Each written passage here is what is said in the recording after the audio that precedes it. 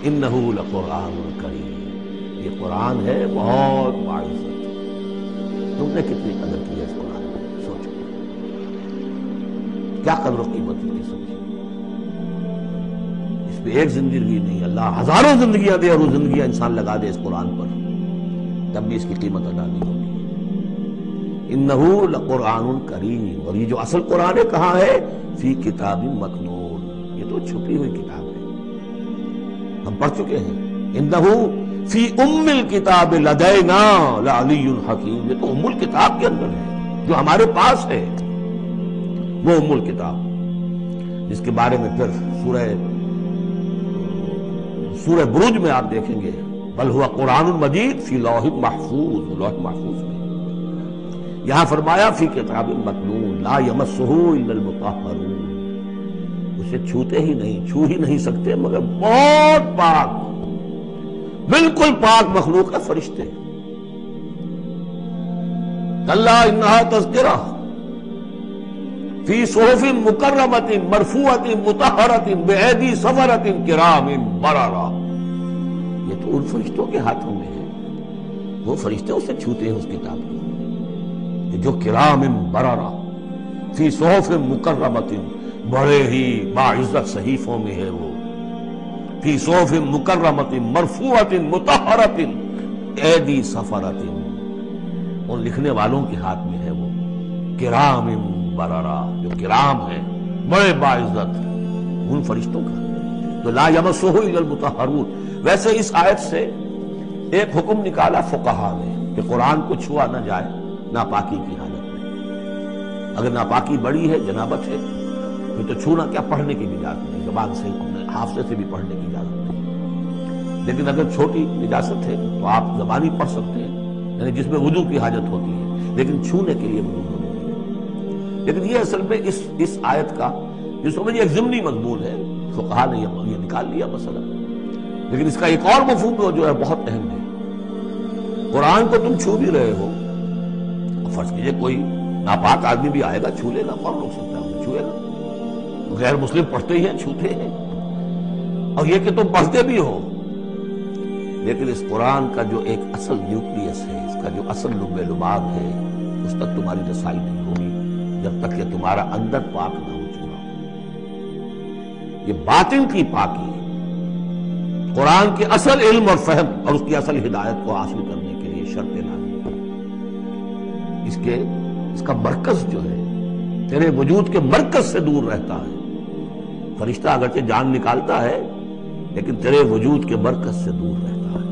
قرآن کا بھی ایک وجود کا مرکز ہے، اسی لیے کہا ہے سورہ حدید میں پڑھیں گے ہم، هو الاول والآخر والظاہر والباطن، اس کا ایک ظاہر ہے، الفاظ ہیں، اس کی آپ نے نحوی اور صرف کی بحث کر لی، مطلب یہ ہے، روایات پڑھ لی، اس کی ایک روح باطنی ہے، اس تک رسائی نہیں ہو سکتی الا المطہرون، اس کو چھو بھی نہیں سکتے وہ لوگ مگر وہ لوگ کہ جو پاک ہو چکے ہیں۔ اسی لیے نوٹ کیجئے، چونکہ وہ مضمون اب آ چکا ہے، ایک مرتبہ اور آگے آئے گا سورہ جمعہ میں، 3 مرتبہ آ چکا ہے۔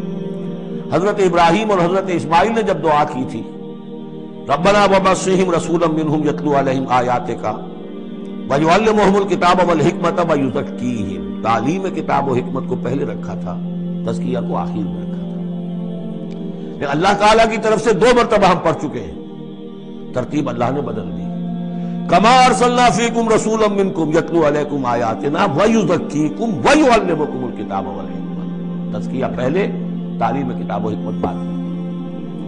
پھر سورہ آل عمران میں آیا لقد من اللہ علی المؤمنین اذ بعث فیہم رسولا من انفسہم یتلو علیہم آیاتہ ویزکیہم ویعلمہم الکتاب والحکمۃ۔ تیسری مرتبہ پھر یہ آیت آئے گی سورہ جمعہ میں، هو الذی بعث فی الامیین رسولا منہم یتلو علیہم آیاتہ ویزکیہم ویعلمہم الکتاب والحکمۃ۔ پہلے پاک کرو اندر سے، پھر اس کتاب کو سمجھو گے، ورنہ ہو سکتا ہے تفسیر لکھ دو لیکن تمہارا باطن اس سے جگمگائے گا نہیں، تمہاری اپنے اندر اس کا نور نہیں آئے گا۔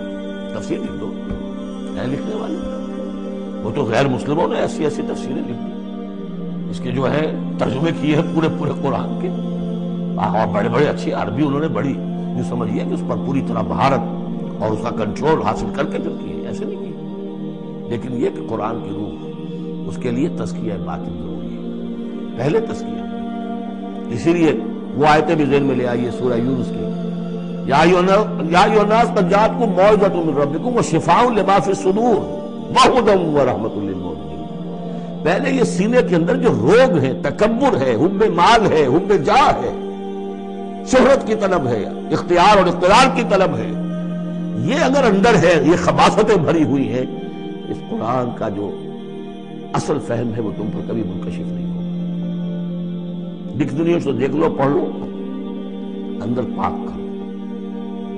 فرمایا فلا اقسم بمواقع النجوم وانه لقسم لو تعلمون عظیم انه لقرآن کریم فی کتاب مکنون لا یمسہ الا المطہرون تنزیل من رب العالمین۔ اس کا اتارا جانا ہے رب العالمین کی جانب سے۔ اس کتاب، اس چیز کے بارے میں تم مداہنت کر رہے ہو، قسم سے کام لے رہے ہو، اس کو سیکھنے کے لیے تیار نہیں، اس کو اپنے ذہن پر، قلب پر براہ راست اتارنے کے لیے عربی سیکھنے کو تیار نہیں۔ یہ تمہارا مداہنت کا معاملہ، سستی کا معاملہ، کسل کا معاملہ اس قرآن کے بارے میں، اتنی عظیم نعمت کے بارے میں۔ افبہذا الحدیث انتم مدہنون وتجعلون رزقکم انکم تکذبون۔ تم نے اپنا نصیب یہ ٹھہرا لیا ہے کہ تم اس کو جھٹلا رہے ہو۔ جھٹلانا ایک تو تھا مشرکین عرب کا جو کہتے تھے یہ قرآن نہیں ہے، یہ اللہ کی کتاب نہیں ہے، یہ محمد نے خود لکھ لی۔ ایک جھٹلانا وہ ہے جو عمل سے ہم جھٹلا رہے ہیں، جس کی مثال سورہ جمعہ میں آئے گی، مثل الذین حملوا التوراۃ ثم لم يحملوها كمثل الحمار يحمل اسفارا۔ مثال ان کی کہ جو حامل تورات بنائے گئے تھے، پھر انہوں نے اس کی ذمہ داریوں کو ادا نہ کیا، ان گدھوں کی سی ہے جن پر کتابوں کا بوجھ لدا ہو۔ جو اللہ کی کتاب کا حق ادا نہیں کرتے، پھر ان کی مثال ان گدھوں کی ہے۔ آپ مکالمات فلاطوں کی جلدیں اور انسائکلوپیڈیا برٹانیکا جو ہے پورا کا پورا لا کر کسی گدھے کے اوپر لاد دیجئے تو اس سے اسے کوئی فائدہ ہوگا؟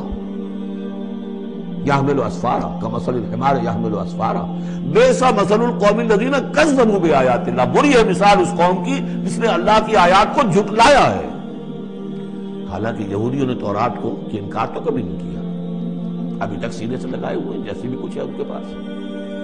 تو عملی تکذیب یہ ہے، ما آمن بالقرآن من استحل محارمہ، جس نے قرآن کی حرام کردہ کسی شے کو اپنے لیے حلال ٹھہرا لیا، اس کا قرآن پر کوئی ایمان نہیں۔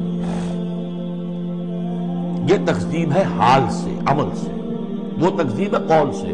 ہم قول سے تکذیب نہیں کر رہے، ہم کہتے ہیں اللہ کی کتاب ہے یہ۔ ہمارا عمل دیکھیں، کیا اس قرآن کو تم نے پڑھا، سمجھا، اس کے لیے زندگی کا کوئی وقت صرف کیا؟ معمولی کیریئرز کے لیے 20-25 سال کی تعلیم ہے جو آج انسان حاصل کرتا ہے۔ یہاں سے MBBS کیا ہے، پھر کوئی FSMG کا امتحان دیا ہے، پھر امریکہ میں گئے، پھر امتحان دیا ہے، پھر وہاں پر ریزیڈنسی ہو رہی ہے، پھر معلوم اس کے بعد ہے، پھر وہاں سے جو ہے ڈپلومیٹ بننے کے لیے، اور جو وہاں پہ بنے ہوئے بورڈز، ان سے آدمی کی عمر ہو جاتی 35 برس 40 برس لگے۔ اس لیے اس دنیا میں اچھی طرح معاش اچھی ہو جائے گی، پیسے اچھے ہوں گے، اپنا سٹینڈرڈ آف لیونگ اونچا ہو جائے، اور کیا ہوگا؟ تم نے اس کتاب کے ساتھ تمہارا سلوک کیا ہے، یہ تکذیب حالی ہے۔ وَتَجْعَلُونَ رِزْقَكُمْ أَنَّكُمْ تُكَذِّبُونَ۔ وہاں مثبت انداز آیا تھا، الرحمن علم القرآن خلق الانسان علمہ البیان۔ اس میں مضمر کیا بات تھی؟ اپنی ساری صلاحیت، ذہانت ہے تو صرف کرو اسے سمجھنے پر، اور اگر اللہ تعالیٰ نے کوئی طلاقت لسانی دی ہے تو صرف کرو اسے بیان کرنے پر۔ یہ اس کا مطلب ہے۔ اور یہاں جو یہ نہیں کرتے ان کے اوپر یہ گرفت ہے۔ افبہذا الحدیث انتم مدہنون وتجعلون رزقکم انکم تکذبون۔